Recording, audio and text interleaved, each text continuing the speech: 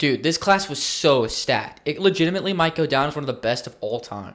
Yeah, I gave out so many A's. Yeah, but make sure you stick around so you can see what your favorite team's grade is. On the field, he was a top 10, like 10th best I quarterback. disagree. I think as soon as he hit the playoffs, he looked like a bottom 10 quarterback. Okay. That counts. Okay, you love Justin Herbert. The 2-minute warning. All right, so with the first pick in the 2024 draft, the Chicago Bears selected Caleb Williams. Give me your grade. Give me a rundown on what you're thinking. I give it a B minus. Caleb was a phenomenal prospect, and I don't think anybody's arguing he was at least like a very good prospect, and he's definitely disappointed for the Bears, taking like 85 sacks or whatever, NFL record, and the Bears won like 5 games, so he did not really help them win games right now, but they've definitely made moves to build around him, and I actually don't think that, even if he doesn't work, I don't think it's that big of a setback, just because like this is the first pick they got from the Panthers in that trade back. So it's extra value essentially, and they have built a phenomenal supporting cast for whoever the quarterback is, whether that's Caleb or the next guy. And Caleb still has a chance to be really good just because of all that potential he showed at college. And even though he took so many sacks and the offense was not very good, he still put together a couple like solid games and like a bunch of really good throws and a lot of good stuff that he could build on. I agree with some of what you're saying. I ended up giving it a C instead of a B minus because ultimately I just wasn't that impressed with his rookie season. Like you said, there's a ton of potential there. You know, extremely talented guy. No one's denying that. But I think we didn't see what we needed to see in his rookie season, especially when he was in a really good situation. To not sugarcoat it, like it's a phenomenal situation. So it was kind of disappointing. You know, he really does hold on to the ball way too long and things like that. He does have the opportunity, like you said, to really just break out. He's in a great situation. They're doing everything they can to provide him with the weapons they think he needs. However, I think that it's going to be a bit of a struggle if he can't learn to get the ball out quick. Obviously, like that is a big learning curve, I guess. And so I think ultimately I gave it a C because this was the number 1 overall pick. And like you said, it's not going to be that big of a setback necessarily, like it doesn't have to be, but with the Bears I think it is because they're committing so much to him. And I don't, even if he like doesn't look very good this year, I think they're going to continue trying their very hardest to make him work for a long time. So I think it's going to end up being a pretty big setback, even though it wouldn't have to be, if that makes sense, because their team's in a really good spot outside of the quarterback position, assuming Caleb wouldn't work. And if he did work, obviously they're in a really, really good spot, right? But I think that they're going to make the mistake of trying to commit too much to Caleb, like they kind of are showing that they're trying to do. Because in my mind, I don't think Caleb's going to work out. I've never liked Caleb as a prospect, but you know, obviously he's super talented and could work out. But I gave it a C because this class is ridiculously stacked, like we said, and especially at the quarterback position, this could legitimately go down as the best quarterback class ever if all these quarterbacks work out. And taking a guy at 1 who is, after year 1, in my opinion, 4th or 5th best quarterback in the class, I mean, that's a really bad pick at the end of the day. And I still gave it a C, which isn't like terrible, but there's just so many better options you could have gone, especially if he doesn't work out in year 2. But after year 1, I think this is a fair grade. Yeah, I mean, the B minus is not pure performance. He would get lower. A lot of this is because I did like him as a prospect, and obviously I think our grade discrepancy is just basically I liked him, you didn't. Yeah. So it's just completely fair, and For sure. yeah. We just like to take a moment to ask you guys to subscribe, like the video, maybe leave a comment down below. We like responding to all of you guys. We love building the community out here. We're trying to turn this podcast dream into reality, and all the support really, really helps. But let's get back into the video. All right, so with the second pick in the draft, obviously the Commanders took Jaden Daniels here. I'm guessing we're going to have pretty similar grades here. What'd you give him? I gave them an A+. They found their franchise quarterback 2nd overall. And in my opinion, anywhere you find your franchise quarterback, unless you're like trading up to 1, giving up a crap ton of assets, that's like the only time, in my opinion, it can't be an A+. Just because of how good Jaden Daniels showed he was. He took that team who was projected to get like 4 wins, took him to the NFC Championship game. And he does have like a few weaknesses that not many people talk about, and I think he's a bit overrated, but still phenomenal pick. And I think the Commanders definitely got their franchise quarterback. Yeah, I totally get where you're coming from. I also gave it an A+. After year 1, I think there's nothing else you can give it. If your rookie quarterback takes your team that's projected to be a bottom 5 team in the entire NFL to the NFC Championship, no matter what the situation was, obviously the entire team played up to what we were expecting, and just it was one of the biggest stories, obviously, of the entire season of, like, the Commanders just came out of nowhere. However, like, he was a big part of that, and, like, no matter what the situation is, that's incredible for a rookie. That is what you want from a rookie. Like that's the best case scenario. So, I know I probably sound like a broken record at this point. I've talked about multiple times how I really think he's probably going to take a step back in year two.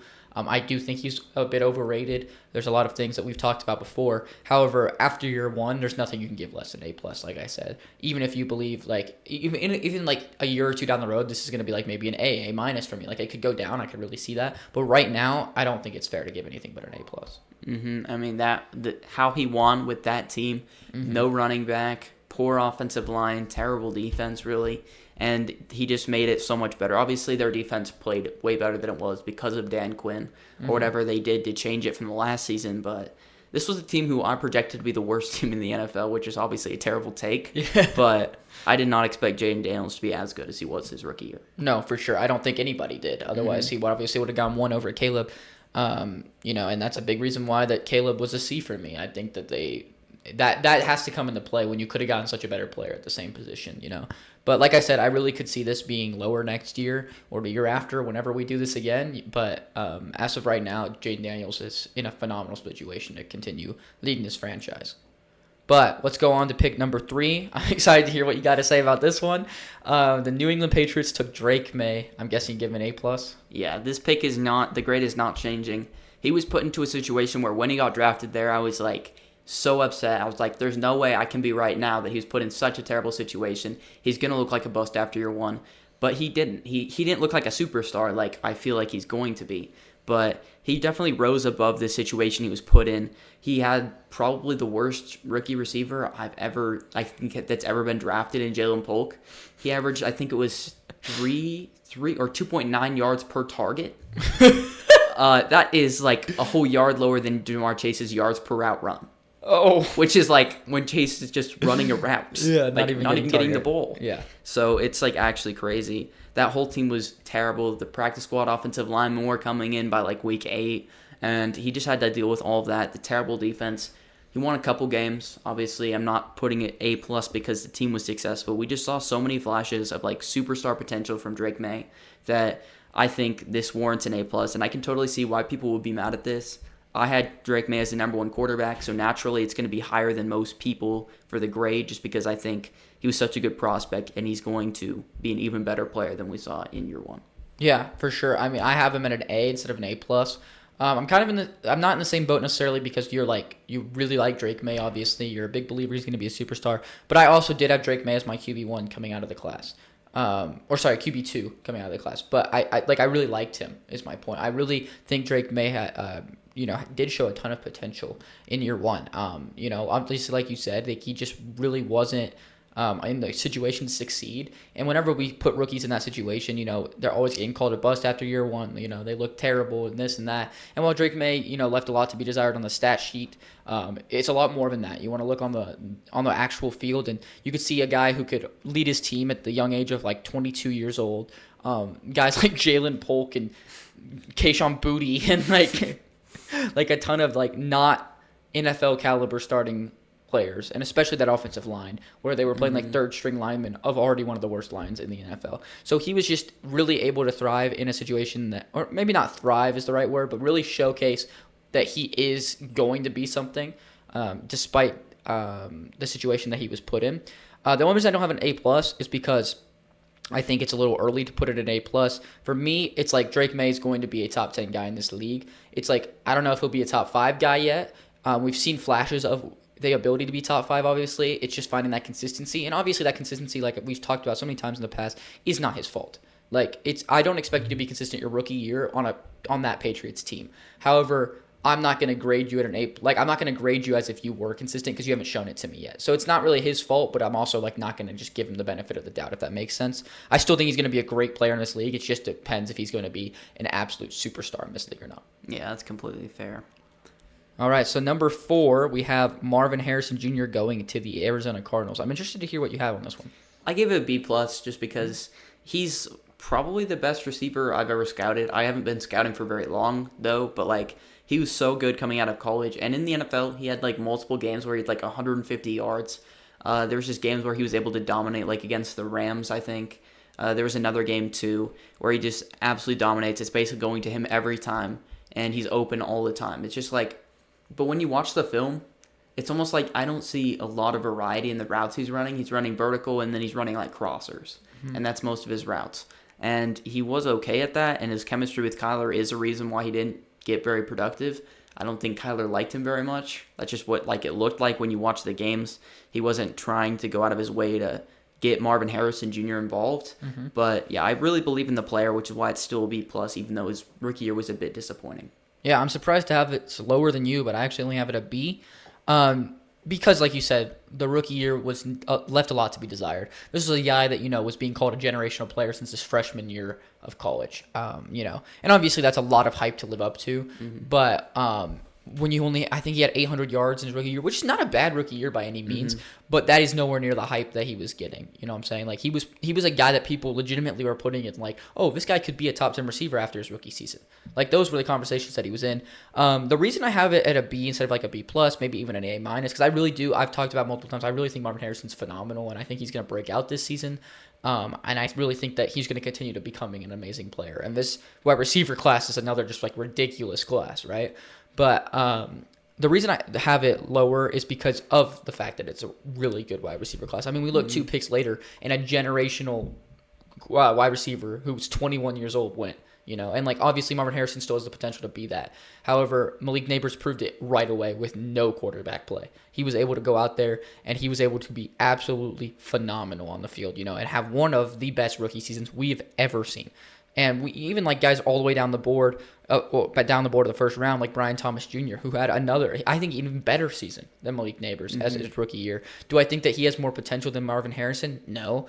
But right now he's way better, way more ready, And so it's like, it's hard for me to give him anything higher just off what I think he's going to be, because of what we've seen right now, I don't think he deserves to be anywhere near the same conversation as these other two guys. Yeah, I completely agree. I was on the fence between B and B plus, and I just ended up giving him a B plus. Yeah, totally valid. I mean, I totally see that angle as well. But for me, I just value like on this list. I wanted to value some of like where you took him, because that does go into how good of a pick it was in my opinion.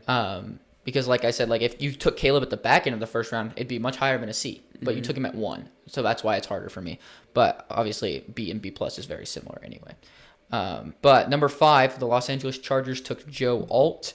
What did you have for him? I even an A. I wonder what you ended up giving him. He was just such a good tackle just right when he stepped onto the field.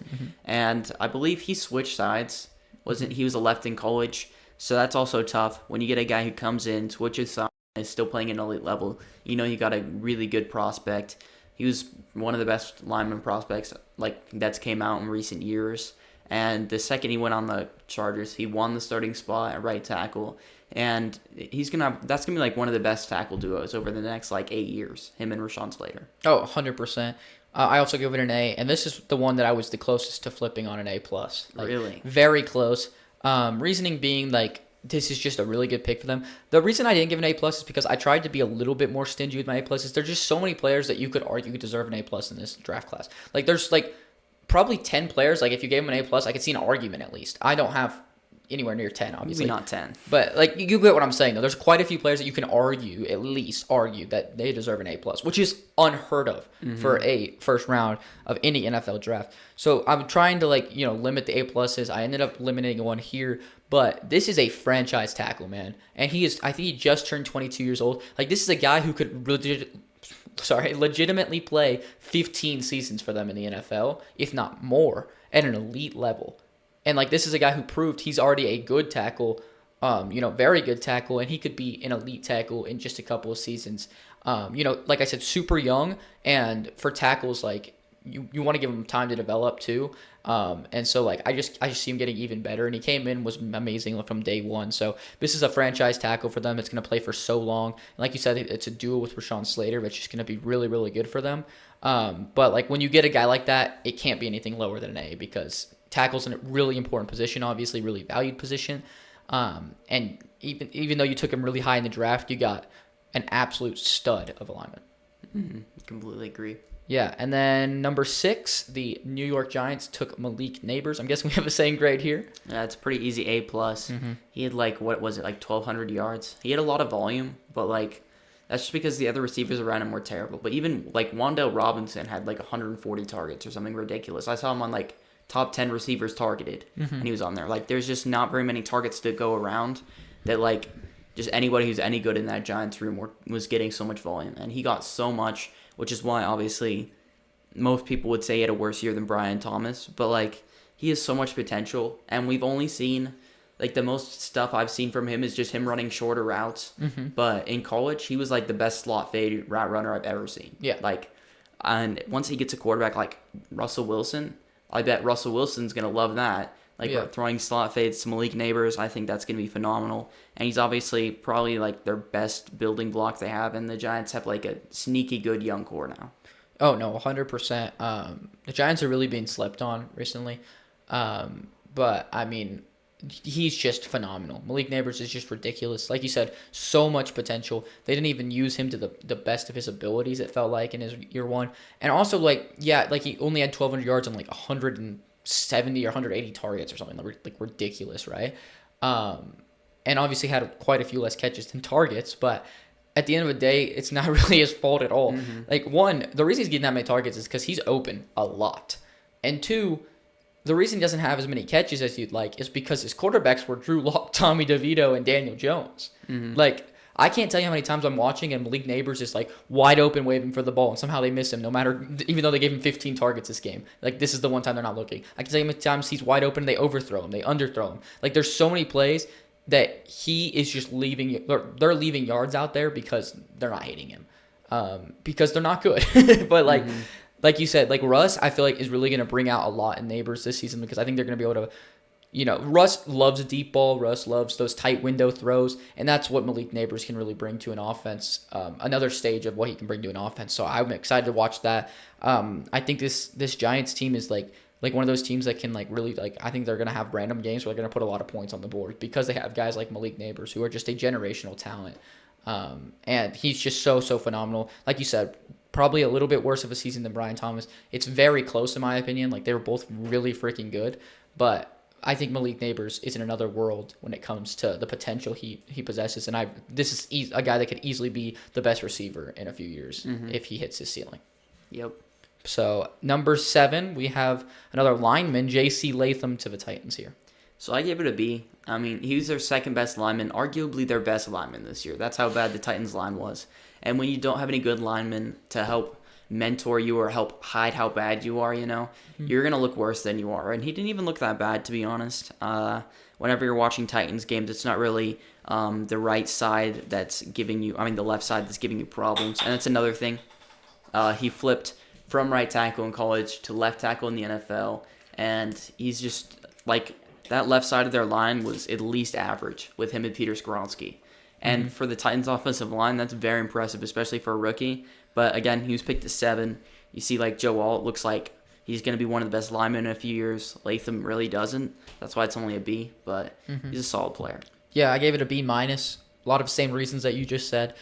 You know, like you said, a guy that can come in and just look at least okay his rookie season on such a terrible offensive line, in a terrible situation, you know, you don't even, like, something that's underrated for linemen too is if you're playing with a bad quarterback, it's also harder to look good. Think about playing with Caleb Williams. You're not going to look good if he's taking 72 sacks, a lot of which are his fault, because, you know, you're giving up those sacks. You can't only hold the defender off for so long, especially in today's day and age where every defender's, like, crazy athletic. Like, it's not possible to hold him off for eternity. So, like you said, it's really impressive for him to come in and just, like, be at least okay in that terrible situation. He's playing with a guy like Will Levis, who just is not the brightest quarterback, to put it bluntly.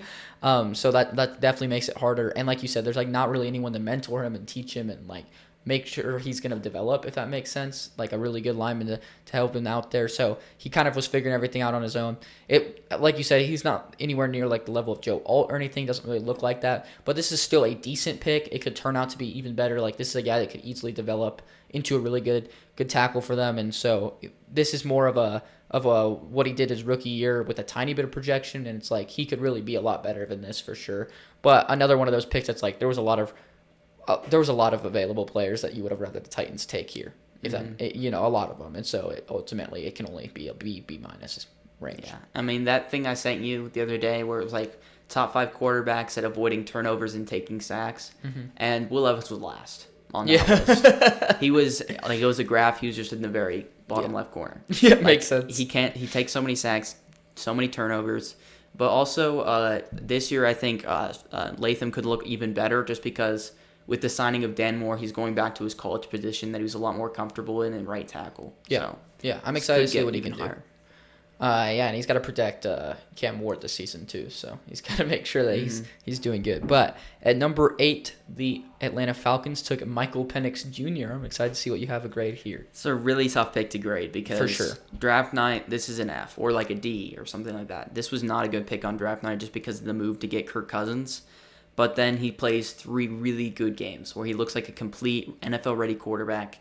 So it's like, how much are you going to weigh those 3 games versus like guys like Bo Nix, Drake May, Jaden Daniels, who were like pretty good for like at least 8 weeks out of their whole rookie year. And we just didn't see that from Michael Penix. I still gave it a B+. I think he's shown flashes that he's going to be probably, like most likely, he's going to be a really good quarterback. We just haven't seen like the consistency. I mean, you can have 3 fake games. You Oh, can look 100%. phenomenal for 3 games, and you're just garbage. Like Zach Wilson has these games against the Chiefs a few years ago where he outduels Mahomes, looks like a top 5 quarterback in that game. Yeah. Anybody can do it, but for Michael Penix, he just felt so like his like crossing routes, all the over the middle stuff. It just looks so pretty. Like So pretty. yeah, I just the vibes watching him. I could definitely see someone wanting it to be higher, but again, 3 games. I don't want to give him an A that fast. No, that makes sense for sure. I ended up giving it A-, so only a little bit higher than you. Obviously, you probably expected me to give it even higher because I really like Michael Penix. But I couldn't justify it after only playing 3 games, like you said. I know I'm a big supporter of Michael Penix, but I also agree that like you can have 3 fake games so easily. I think back to I think it was 2018, the end of 2018 season, maybe 2019. Drew Lock came in, started 4 games for the Denver Broncos. We went 3-1, and he had a pretty good stat line through those 4 games. 4 touchdown game in there. Yeah, and everyone was like, "Oh my gosh, Drew Lock is our future. This is our guy. We went into next year." I don't even think he started the year as a starter. Maybe he did. Or I think he might have lost the battle to like Teddy Bridgewater or something. No, that was the year he lost it to Joe Flacco, I think. Oh. So it was something like that. Like he just was not good. He definitely got starting opportunities, but obviously that didn't work out. So like you can really have fake games in there for sure. The difference for me is I've always liked Penix, so of course I'm going to be more willing to go off of those 3 games. People are probably going to call me crazy, but Penix was my QB1 coming out of the draft. And I don't think the pick was that bad at all for the Falcons. I mean, everyone kind of wigged out. I get it because they signed Kirk Cousins such a big contract. For me, I would have just preferred you didn't sign Kirk Cousins, and it would have been an amazing pick. So I don't know. The pick was still good. It's just the signing was bad, in my opinion, if that makes sense. Yeah, but like when people are grading the pick, they're kind of grading the whole process. Which makes sense. I totally get it where people are coming from and stuff. But like you said, like Penix legitimately is like up there in conversations for the prettiest ball in the league. Like he throws such a pretty ball. The spiral's perfect. It goes where he wants it. Obviously there's development that needs to happen, but he came out and in my opinion in those first 3 games, obviously, because those were his first 3 games. If you look at all the first games of the quarterbacks, by far Penix looked the most ready. I mean, you think about a guy like Bo Nix who had a really good rookie season. You know, a lot of people would agree with that. His first 4 games were horrible. Like he looked awful. Like all Broncos fans were calling in there. Yeah. Like everyone was calling for his head. I mean, like he was awful. I think the first 4 weeks he had 1 touchdown, 4 picks. First 4 weeks. Yikes. Which is just not good. Like that's horrible. Michael Penix comes out though and he looks NFL ready. Like he's dueling with Jaden Daniels in his second ever game. And like they went to overtime and he led down and should have been a game-winning touchdown. Like that's not things you see from a second game from your rookie quarterback, you know? And so yeah, it is really easy to have fake games, but at the end of the day, there's just a lot of really good signs, and I really think I think Michael Penix is going to be such a good player, especially in the future, but even just this upcoming year is going to be phenomenal. But obviously, it's hard to grade off of 3 games, like you said. And then number 9, this is another interesting one, another hard one for me to grade, was Rome Odunze to the Bears. I give it a B. I really liked the player, liked him going at 9 was really good value. I just don't think... I think Caleb hurt Rome a lot. Like, every time I saw Rome getting involved, I was like, this guy's going to... I just think he's going to be their wide receiver 1 in, like, a year or 2. Like, that's how much I like him. I agree. He's so good. I think it was the Packers game. He had, like, a really good play. I think it was the second one. He had that game-winning touchdown drive or whatever. Maybe it was the first one. It was the drive to get to the field goal. Anyway, they converted like 3 third downs, and like 2 of them were like to Rome, and one of them was like 3rd and 30. Yeah. And he I think he lost, Nixon. Like That's I not don't that know. hard though. Yeah. But he's just looked so good in every opportunity I've seen him get. It's just he's not getting all the opportunities since he was wide receiver 3 last year. I totally agree with you. He is so phenomenal, like so talented. His route running is so clean, but I think that, like you said, Caleb really hurt him. There was a lot of games this season. I didn't even watch that many Bears games, to be honest, but they actually did have quite a few primetime games, so I watched all of those. And like I at least twice every single time I watched the Bears, Rome's getting overthrown by Caleb, like badly overthrown, where he's wide open in the middle of the field. And he still had a decent rookie season. I forget what his stats were, but it wasn't like a terrible rookie season. And like with the situation he's in, you're the 3rd target on your offense and fourth target on your offense, and you're still getting, and you're getting overthrown all the time. Like, to have a decent season is still really impressive in my opinion. And like you said, like I really do think he's going to be their one in a few years because he's so talented. It just depends if Caleb can figure it out or not, because I really do think that the main thing for Rome was Caleb holding him back. Because I think if Caleb hit him more often, I legitimately think Rome was easily a 1,000-yard rookie season. That's a lot. I think he had like 550 yards or something. It was not like even close to 1,000, so I wouldn't say that. Well, obviously not only if he hit him, obviously he'd also have to get more volume. But I think if he wasn't the 4th option, he'd easily have 1,000 yards. But moving on to pick number 10, this is my first incomplete grade here. J.J. McCarthy to the Vikings. Pretty fair, I think, to give it an incomplete grade as he has not played yet. A lot of people were really excited for him, which kind of shocked me in the beginning of the year after that preseason game. I'm going to give my opinion on that first. I think that's super overrated. I think that preseason game was average for a preseason game. He just played the whole game or whatever. Well, no, it was the other one. It was against the Raiders. Yeah, that was he didn't play the whole game because he came in against, I think, second stringers, and he went like 2 of 4 with a pick or something. And then the third stringers came in, and then he looked good. And I'm like, that's not a good sign. That's not what you want. But because he looked so good against the third stringers, it like brought him up to average. So it's like, oh, cool, you're average. Like, I don't know. People are really overrating that. I remember this throw down the sideline that was like 40 yards, and I think that's what people are like, whoa, you see that throw? People get really caught up in long plays from rookies.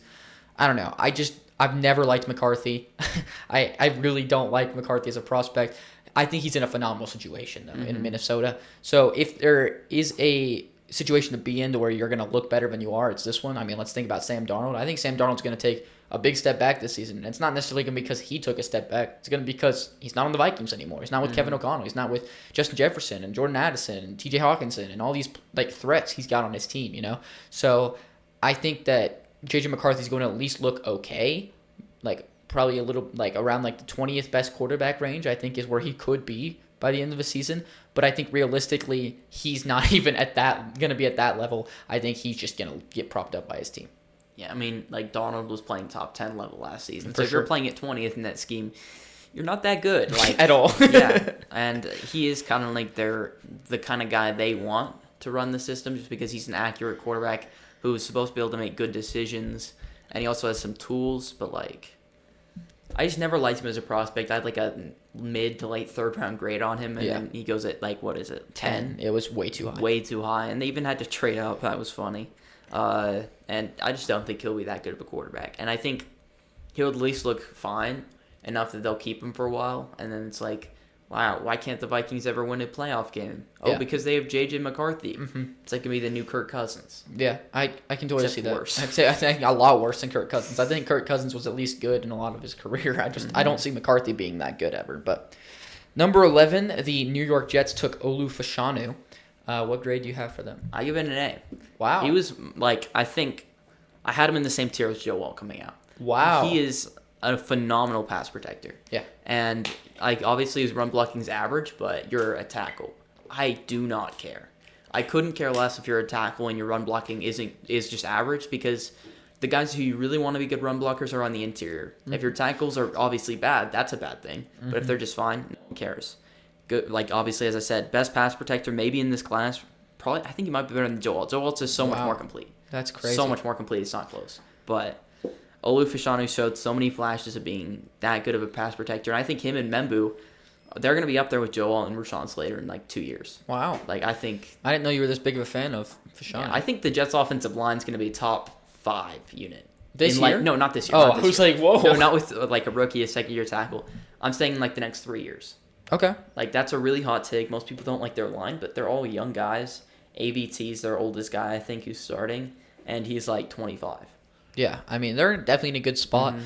I gave us a B plus, mainly for the I totally understand where you're coming from. I didn't want to give him the same grade as Joe Alt. Like that was my thing. I don't like you said he's nowhere near Joe Alt completeness We got wise. taken 11 instead of 5. That is So that's true. a difference. That is true. But I think that for me, the reason it got brought down was because he did have a rough start to the year. He was not good in pass protecting the beginning of the year, but he really did come out and thrive towards the second half of the season, which is amazing. You know, like that's what you kind of want from a rookie is you want him to get better, and it's like not a problem if he struggles at first. And honestly, I do think a big part of that was Rodgers really struggled in the beginning of the year. He struggled to find his options and figure out like the whole system. And I think that Rodgers getting better towards the end of the year definitely helps Fashanu. Like I said, like quarterbacks are a big reason that linemen do better or worse. However, I'm waiting to waiting to prop it up to an A until he proves he can do that for a whole season, be more consistent. You know, this class is different because we had a lot of guys that came in from day one and were making an impact, being a phenomenal player from day one. That's not what we're supposed to like be okay with rookies. With rookies, we're supposed to be okay with development. But you know, it's only been one season. It's so hard to give a guy that had half a year of not great football anything higher than a B plus for me. Yeah, that makes sense. I just really liked him as a prospect, and he kind of backed that up. I also think, like as you said, like it's a huge part of it's a quarterback. I think they have to wait till Justin Fields is going to be gone for them to look good. That's going to make my take's going to look pretty bad next year. I think because Justin Fields historically has been terrible With the offensive Yeah. lines. Well, no, and I think that's a total valid take. And I don't think A is a bad grade because I think he could easily be an A. But for me, I'm trying to look at it a lot of it right now instead of in the future. And obviously, if you liked him more, that makes complete sense. That's why I boosted Penix up. So it makes complete sense why you give him that high of a grade. But number 12, let's talk about the Denver Broncos. Bo Nix, what you got? What do you think I got? I think you got an A plus. Yeah, sadly. As I said, anytime you find your franchise quarterback, it's an A plus. Getting that at 12, just guaranteed A plus. Like you don't even have to be like, you know, a franchise quarterback yet to get an A plus here. Like if Michael Penix was down here and he played 5 games, he'd probably be an A plus. Like, but Knicks obviously that situation's good. It's not like phenomenal. I think it's probably one of the best in this class, obviously. But like for a team in general, like Cortland Sutton being your number 1 target's not great. You don't have a tight end. Obviously, the team was kind of set up because, you know, defense doesn't have anything to do with Bo Nix, but it was probably the best, if not the second best defense in the NFL last season. So that's why the Broncos were so good. And I don't really like Bo Nix, but I had to give an A plus. Yeah, I mean, easy A plus here. You get your franchise quarterback at 12, like you said, that's just not gonna happen that often. You know, quarterbacks are gonna go high. You know, this was a guy that, you know, a lot of people were saying biggest bust in the draft, easiest bust they've ever seen. You know, like just a guy that they were like, this is such a stupid pick. This is at least second round, you know, all these things. Like they just took the best quarterback available after 5 of them had already gone. That's what so many people were saying. Even my dad, who's a Broncos fan, was going absolutely crazy. He was like, I hate this pick. But But didn't like it either. no, I did like this pick. I literally have proof. Okay, I'll show it. No. Not on screen, but I'll show it to you after. But I think this is a player that was hated on so much coming out of the draft, and he was able to thrive in a situation like you said. Like you could argue because of the defense, it's a good situation, but on offense, I think the situation was just bad last season. Like The Cortland offensive line was really good. True, but I think that a big reason that offensive line was so good was because of Knicks, to be fair. Because if we look at it from the year before, obviously Russ is one of the worst quarterbacks when it comes to taking sacks.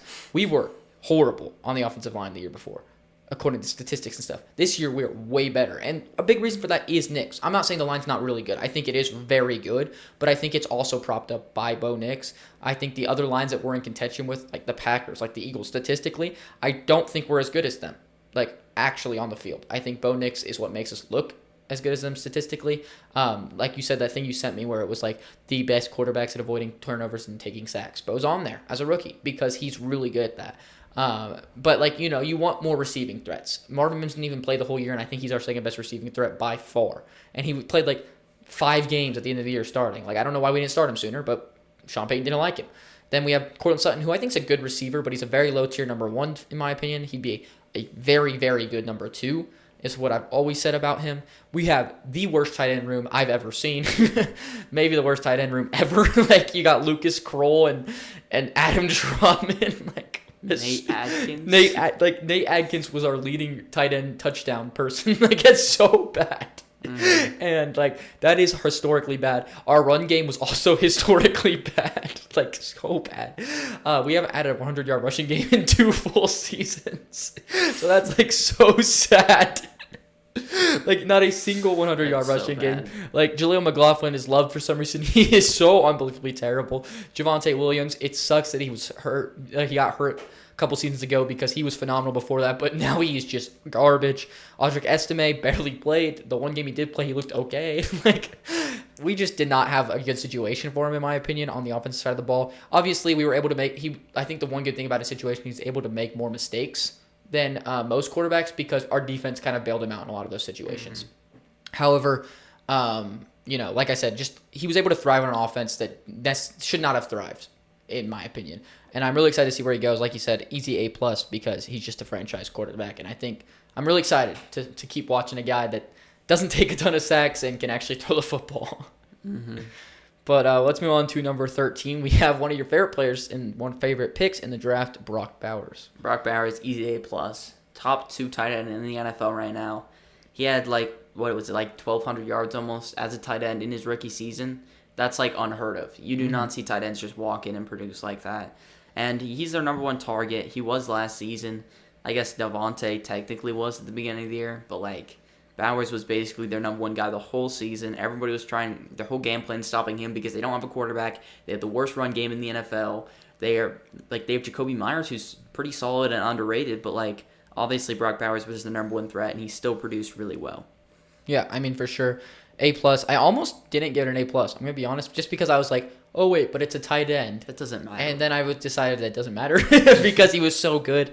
I don't like taking tight ends in the first round because I think they're so unimportant. But I do think that Brock Bowers is so good that it doesn't matter.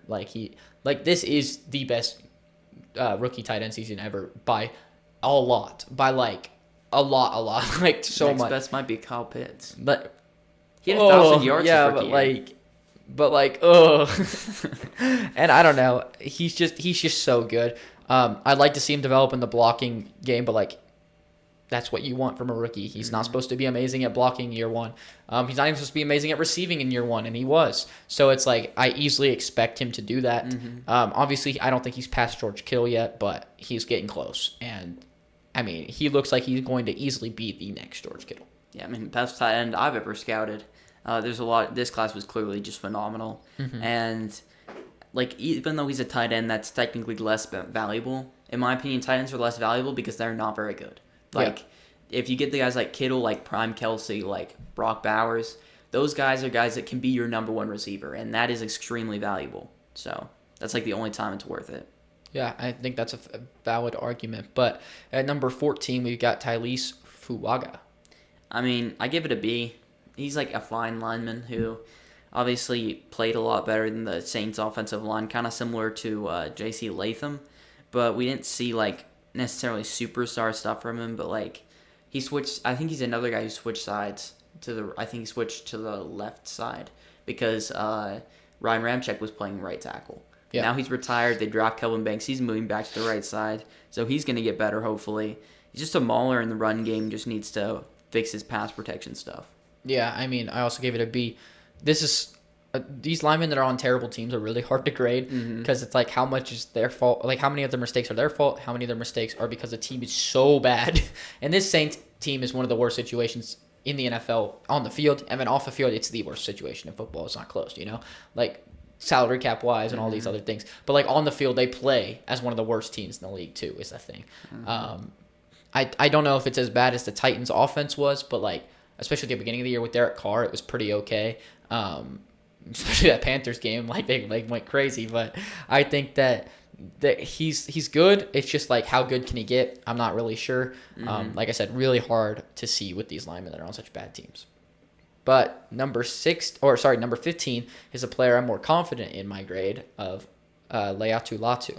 You're confident in this grade? Yeah. I'm not confident at all. I give it a B minus. B minus. Wow. He was not productive. Like It's fun. he's like with other pass rushers down the board who were less productive. It's like I gave them a bit more leeway.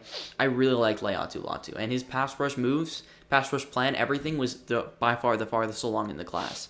He's not a guy who wins with athleticism, so he's a guy, in my opinion, who I thought should have just went onto the scene and been a good pass rusher, and he just wasn't. Like obviously the Colts defensive line isn't phenomenal or anything, but like DeForest Buckner, Kwity Paye's a fine player. Grover Stewart was he there? I think he's there again. I think he's a good player, super underrated. And then so that's a solid situation for a rookie to come in and produce. But I still gave it a B minus just because I like him as a player, and I really hope he can figure it out.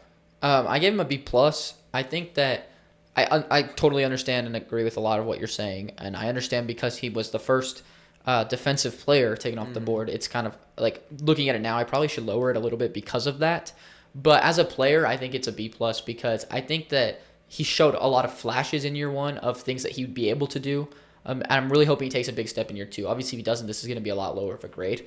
Like you said, it kind of felt like he should have just came in and been able to produce year one. Wasn't quite able to do that. But I think what we've seen from this rookie class specifically is that you don't need to produce a big number or produce statistically necessarily in order to show that you're a good rookie. And we saw Jared Verse, who we'll talk about in a little bit, but I mean his production for a rookie was not on the level of most D-Roys that we see. But he was also universally loved for some reason, which was so surprising. But I think people are finally starting to understand you don't have to have these big sack numbers or big TFL numbers in order to showcase that you're a really good rookie, especially on that defensive line. It's just really hard to use statistics to judge those types of guys. And if watching the Colts, you could just see he does make an impact in both the run and pass rushing game. And I think that if you can see impact being made and a lot of flashes from a rookie like that, then he's in a good spot to keep developing and become a really good player. Obviously, I need a big step in this year too, especially statistically. You've got to be able to produce at some point. There's only so much you can just be like, hey, he's doing a good job. But I think that I'm expecting him to do that, and I like Leatu Latu for sure. But number 16, this was one of my favorite defenders in the entire class at Byron Murphy.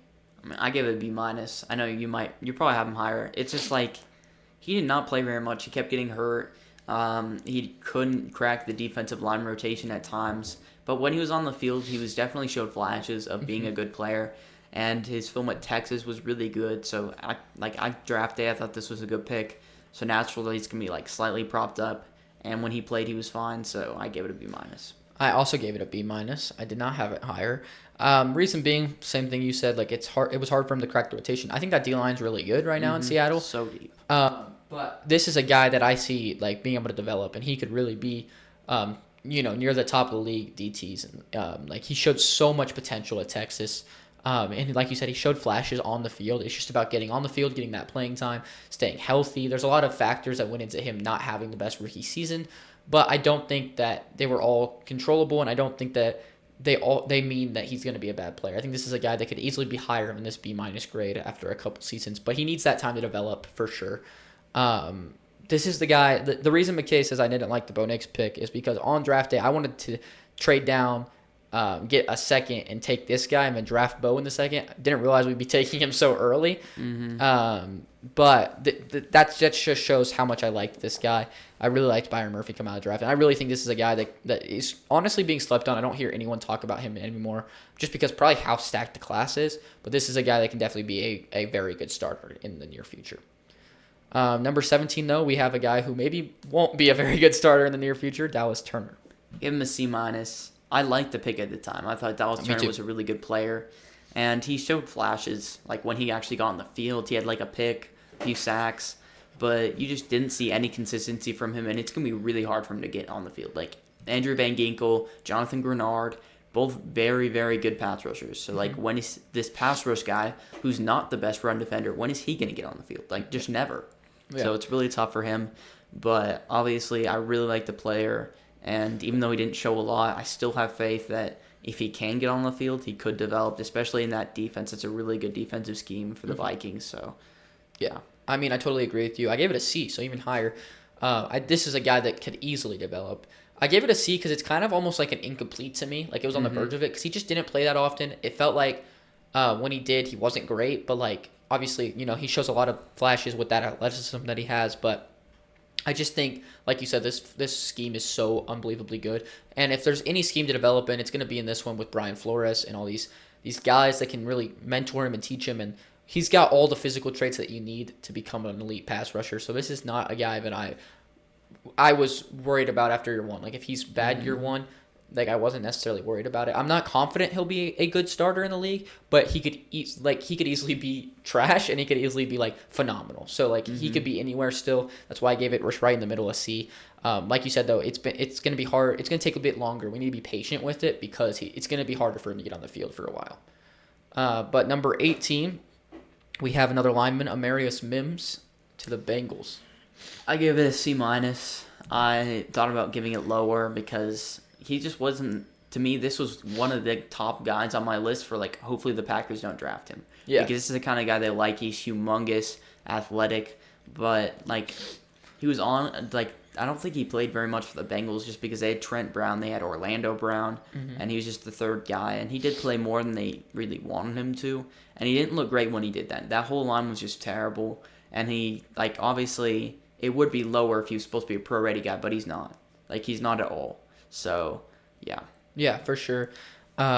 This is totally another guy that's just, like, you got to be patient with him. I think that's what, hopefully, the Bengals were expecting when they drafted him. Like you said, he's just a freak. He's ginormous, super athletic, but that's pretty hard to just translate to day one when you're that raw. So, I ended up giving it a C. I just think that we need more time on this guy, just like Dallas Turner.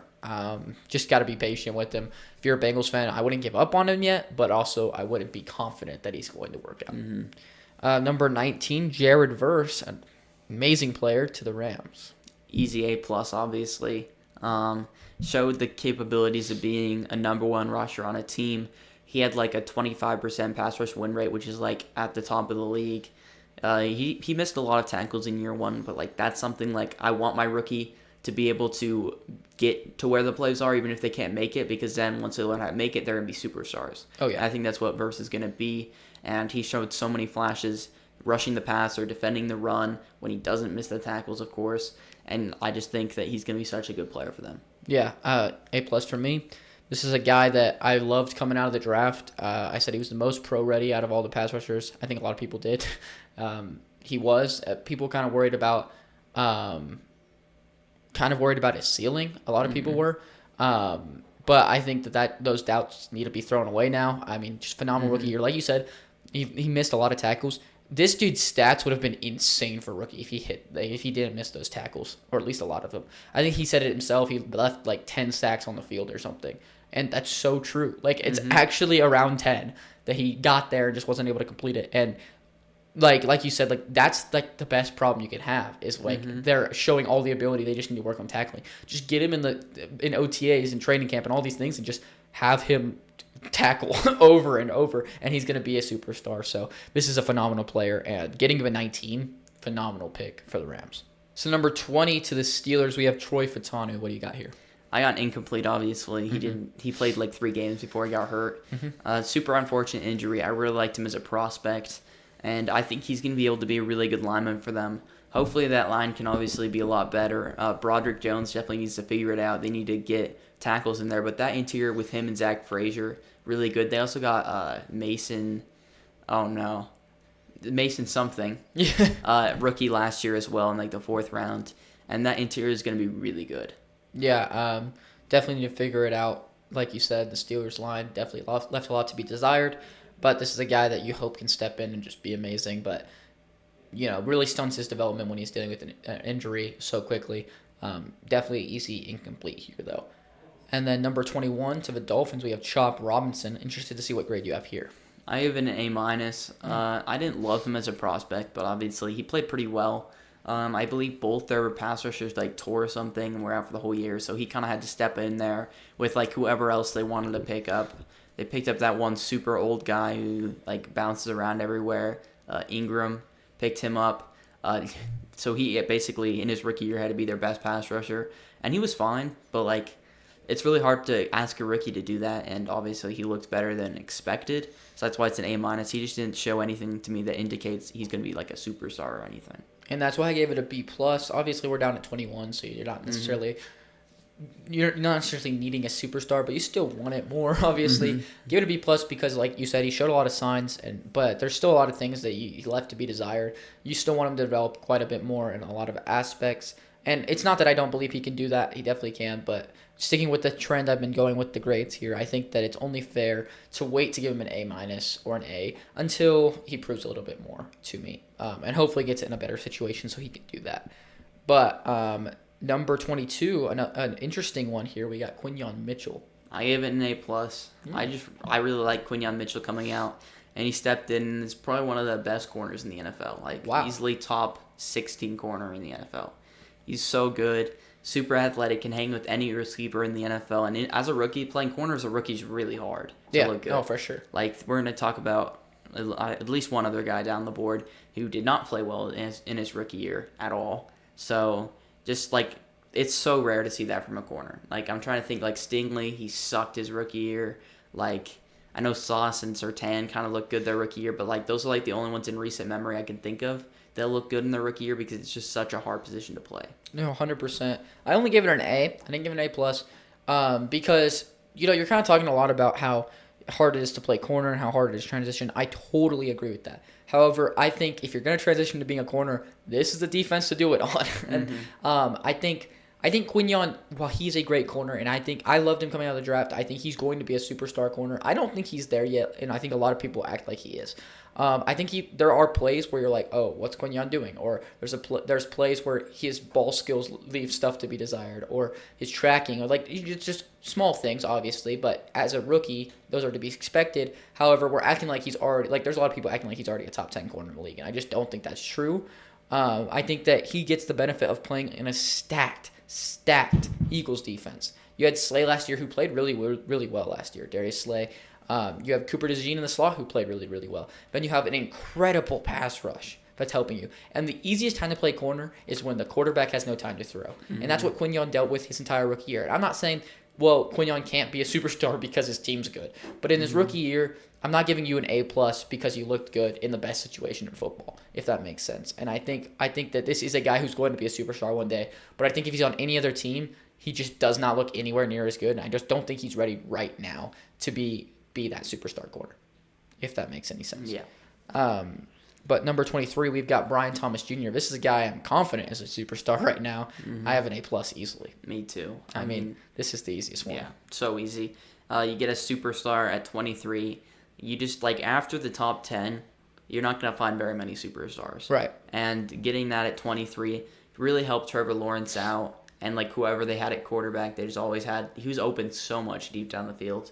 I remember I watched, like, a lot. Like, there was, like, multiple games. I think one of the ones against Mac Jones, he had 150 yards. He could have had 250 yards. So easily. Like, so many overthrows that game. And he's dealt with so much bad quarterback play, but was still able to get, like, 1,200 yards. Completely agree. Same situation with Malik Neighbors, kind of, where it's just there were so many plays that weren't even his fault that he just left yards on the field. We've talked about it multiple times on multiple episodes now, but like it does feel like Brian Thomas has less potential than Malik Neighbors, mainly because he is just such a deep threat. But at the same time, he is like the best type of deep threat you can have. Like he's so elite at so many things. Even though like his main ability is that deep ball. But he could have easily had 1,400 yards this season as a deep threat, more than that even. I would have been surprised based on a lot of those overthrows, how much he gets open. And I just don't think he was in the best situation either. So he really was able to thrive. He's so freaking good, and like you said, you just don't get this type of player at 23 almost ever. Especially at a position like wide receiver, and usually they don't fall all the way to 23 if they're a superstar like that. So most people obviously, even if they liked him, they didn't expect him to come out and be even that like very good year one, but he was incredible year one. So very, very, very good pick for the Jacksonville Jaguars. But number 24, one of your least favorite players coming out of the draft, Terrion Arnold. I give it a D+, and Wow. it's still a D+ because it's so hard to play corner. He looked horrendous. And he got plenty of time to show how good or bad he is, just because how much he played because they had so many injuries. He was forced to be like the cornerback one by like week, what was it, like 15? When like It was before week 15, I think. I don't think he was the one by week 15. Well, They had someone that got hurt at the end of the season that pushed him up. Davis? Yeah, I think so. But I think there was a lot of plays where he was guarding the one. Like he was like it wasn't like Carlton Davis was a shadow or anything. Like He should be he because of how bad he played a lot of ones. Arnold was. It's like he came out of the draft supposed to be this man coverage corner who's supposed to lock down the number one. I mean, they tried it. It didn't work. And obviously, I think people were saying that scheme, that's what they want to rely on their corners doing. And that's really hard for a rookie, which is why I still gave it a D+. I think he gave it a C- on draft day. So, like, he obviously underwhelmed, so I'm going to drop him. So, once you realize how much I didn't like him as a prospect, it makes sense why this grade's a lot lower than most people's. Mm-hmm. But, yeah, he didn't show me anything in year one except for, like, he just got cooked so many times. Yeah, I have him at a C instead of a D+, but mine's more of like I didn't hate him coming out of college. I didn't really have a strong opinion on him, and just the fact that like you said, like I'm trying to give him as much leeway as possible as a rookie. I also think that there's some stuff that needs to be said for the situation that he was put in. Obviously, the Lions were a great team last year, but they had like 20 starters hurt or something. Like that defense was bone dry by the end of the year, and he was forced to guard number ones with no pass rush. Like all your pass rushers were hurt. You know, the secondary's destroyed. And I don't know. I just think that he was in a really tough situation for a, starter day one rookie. Obviously, like you said, you just want him to look so much better, but there's still so much potential there, and he could easily take a step in these next two seasons. The C is where I have a lot of the guys where I'm like, I could see them being really good. I could see them being trashed, kind of like they were this year, or not as good like they were this year. So that's where I see with Terry and Arnold. This is easily a guy that's just like one of the most up in the air guys in the league. In this class, where it's just like I have no idea if he's going to take a step or not. But number 25, let's talk about the Packers pick, Jordan Morgan. I mean, I hated this pick so much, but it's incomplete, thankfully. I feel like it might have been worse if he played. I really hated him coming out of college, and I saw I was arguing with them on Twitter about, the Packers shouldn't take Morgan. They're like, no, they should totally take Jordan Morgan. I was like, because they were arguing like he was better than both of our tackles or whatever, and then like I don't know, we had like all this whole argument. They blocked me because I won the argument. Anyway, it was such a weird interaction. But and then we ended up drafting him, and I was like, oh my gosh, like what are we doing? He obviously was not going to start at tackle because Rasheed Walker, solid player, like 23 at the time years old, and then we got Zach Tom, who's one of the best tackles in the NFL, like top 10 easily, Right. and then. Like obviously, I think this year he's gonna start at guard, like at the right guard spot. But first round pick on that, really? Like, what are we doing? Why can't we just take like a cool player who's gonna actually play? Like, we needed a receiver, we needed a corner, we needed a safety at the time. But we obviously drafted one later or two later. But I just don't know why we always pick depth linemen. Like this year, even we took a second round tackle, which we definitely didn't need. And then Morgan, when he played, he was fine. And then he just didn't play very much, so it's incomplete. Yeah, I mean, I thought about giving it a bad grade, but ultimately just went incomplete. Because, like, I've seen a lot of these lists where people really don't like Jordan Morgan, which is justified in the sense of, didn't get in the starting rotation, like you said, for a while. Ended up getting hurt as soon as he started playing. Which obviously is super unfortunate, and that's why it's incomplete, obviously. But there is an argument to be said, like, why wasn't he at least in the starting rotation sooner? But this line is really good. Like, this is a really good offensive line, so I think there's some justification there to say it's hard to crack the starting rotation of a really good offensive line. But I really don't like the pick for the Packers because I don't understand it. Like, it wasn't a need. It wasn't like a great player. It was just like there was no reason to take a shot on Jordan Morgan here. When you could the phenomenal pick would have been Ladd McConkey here for the Packers. Could have had your number one. But obviously they finally learned that they should take a receiver this season. But I maybe learn from the mistakes. But I when he starts playing next season, I wouldn't be surprised to still have it pretty low for the Packers. I mean, as you said, it's really hard to get in our lineup. Sean Ryan played really good last year. For some reason. Yeah, and obviously he couldn't play over him. The only spot that was open was center, and he's not playing center. Right, he played tackle in college, right? So it's going to be pretty tough to just transition to center. So, it definitely incomplete for now. Number 26, though, to the Bucs was Graham Barton. I gave it a B- purely off of really liking the prospect. he led all centers in penalties committed. Like, Wow. yeah, I think he had 13. That's a lot for a center. That is a lot. Yeah, but when he was actually playing and not committing penalties, he was pretty solid, and he was easily the best center prospect in the draft. So, Bucks really needed a center. Their line is now really good. So I can't blame them for taking him here. That was one of the guys I wanted the Packers to take, so we can actually get someone to play center instead of a tackle. I ended up giving it a C plus because I really think this is a guy that could be really good in a couple years because he gets to learn under Tristan Wirfs, man. And Tristan Wirfs, obviously they don't play the same position or anything, Tackles are not. but like getting mentor on that offensive line is a big deal, especially when your biggest problem is penalties. Like having a mentor for those types of things is really important and super underrated. Tristan Wirfs is not talked about enough, like at all. Dude is so I think we unbelievable. talked about him on almost every episode. Yeah, I know, because other people don't talk about him enough. And I think that he's going to help Graham even look better than maybe he is. And so obviously C+, I think that his play was worse than that. However, I think this is a guy that could still be a good pick for them, especially at what was a huge need for them. Number 27, though, Darius Robinson. Gave it an incomplete. Yep. Played 6 games. I think he had like a sack. Like he didn't start at all the whole season. He got hurt obviously, but he was a depth player for them. And their defensive line just got way better. Like they had one of the worst defensive lines, and he could not crack the rotation in those 6 games. Well, I mean he did, but like he's not starting. He's not like their third edge rusher. And I just didn't like him as a prospect. I was confused why they took him over other better linemen, and he didn't show us anything in his rookie year. I think this is probably going to be one that could easily turn into an F if he actually gets to play. Oh, Like, 100%. That's how bad I think he is. I mean, he was not good in his first 6 games.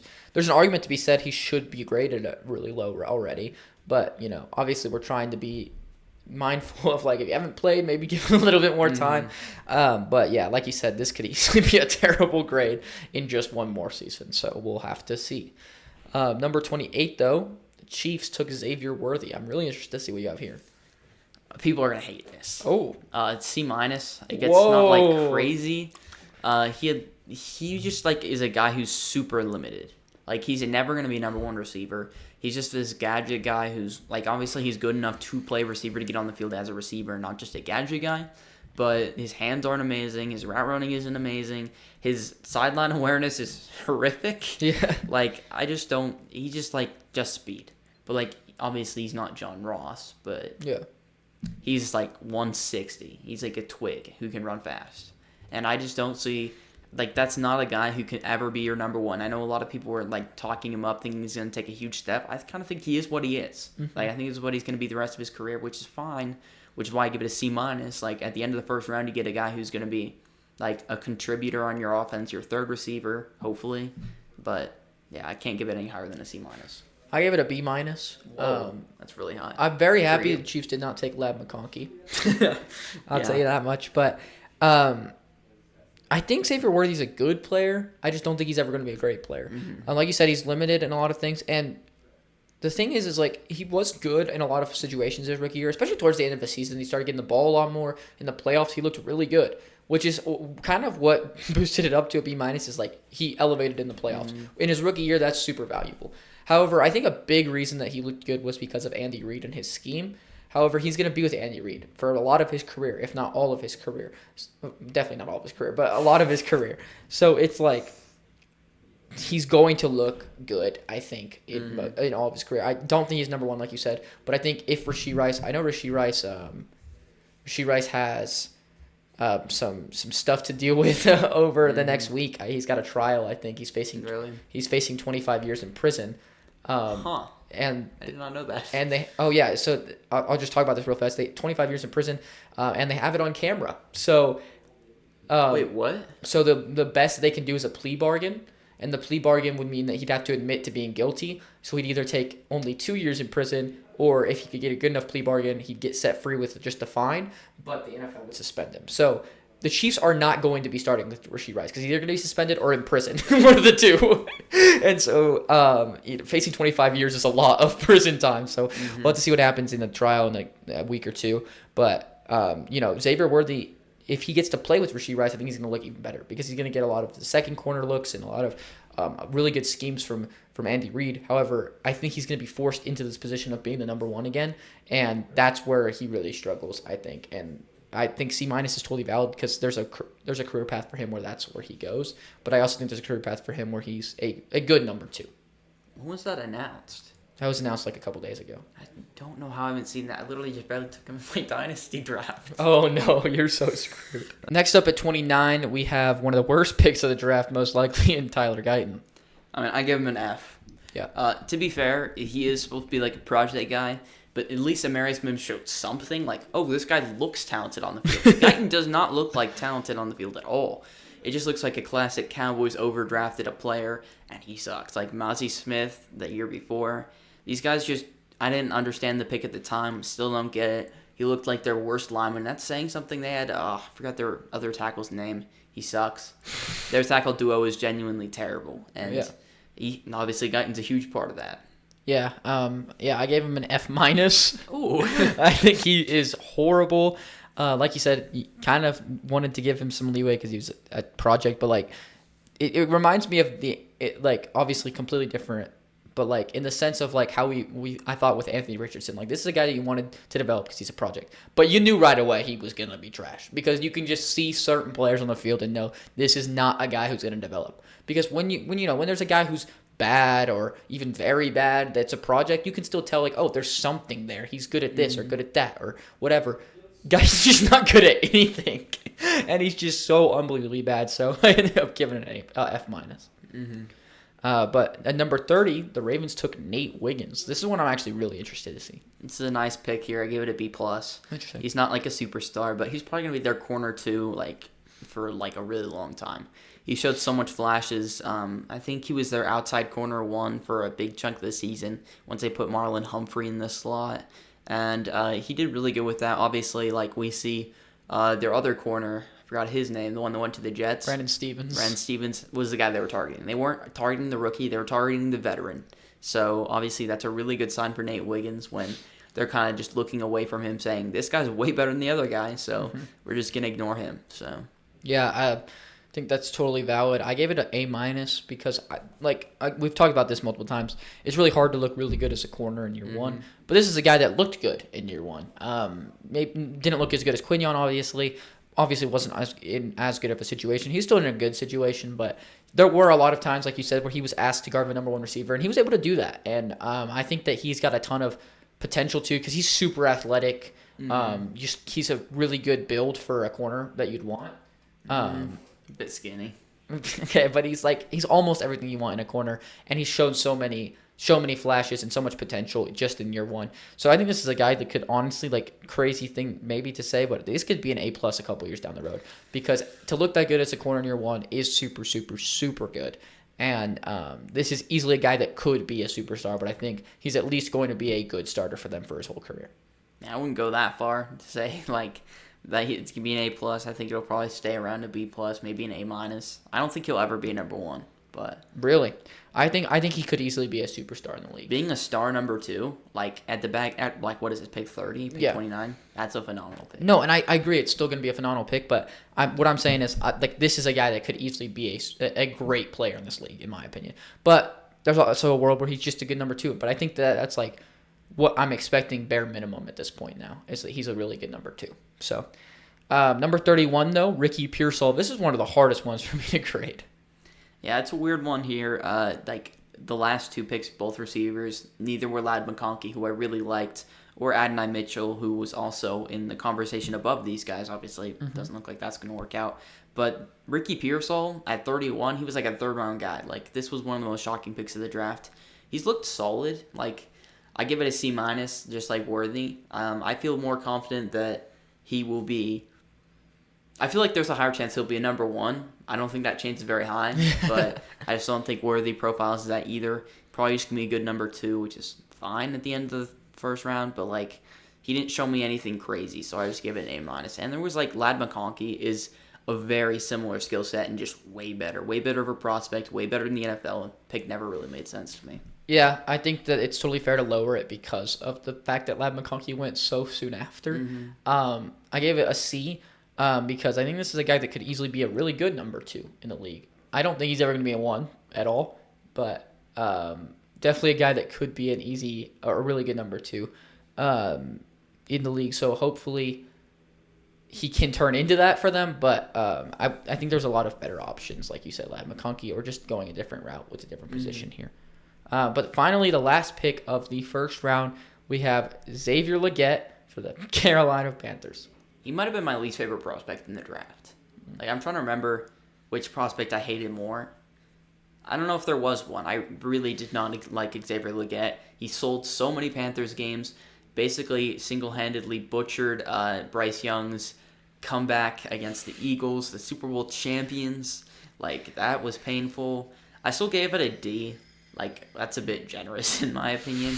Because how bad he's so inconsistent, terrible hands, runs the wrong route all the time. But, like, this is a guy who's supposed to be a project, one good season in college, and it was basically like, oh, you're a fun return man. You got one good year in college, and you're like a fifth-year player. So he's 24, and he's like had one good season at college, no good seasons in the NFL. Like, how high do you want to put that guy, even if he is talented and like was not supposed to be pro ready? I wanted them to get Ladd. For sure. He's so sad. I gave it a D minus. I think there's totally justification to say it's an F. Like, There is definitely. he's not good at all. I don't think he's ever going to be good. But you want to give him at least a little bit more time before you give it an F, probably because, he's in a terrible situation, let's be honest. Like, the Panthers' offense was just bad. I mean, if he was good, his offense would have been good. It would have been, like, okay at best. Well, yeah. So it's like, I don't know. I don't think he's in the best situation. And obviously, like, it's a lot to ask for him to go day one and be a number one. Like, no one was really expecting that. I mean, people were, but, like, you shouldn't have been expecting that as he's a little bit of a project. Obviously, you had, like, Adam Thielen there, but, like, if you can't be better than Adam Thielen, then, like, you're Adam not Thielen's underrated. He had a good year last year. Yeah, but you're not going to be like, you want your number one to be better than Adam Thielen. So, I don't know. I think that he's just not good, and the Panthers would be in a way better spot if they took Ladd. And wouldn't have to take Tet this year, and could have taken, a really good player for a different position. But here we are. So, anyway, thanks so much for watching. Let us know what we got wrong down in the comments below, what grades you would have changed. And, have a good one.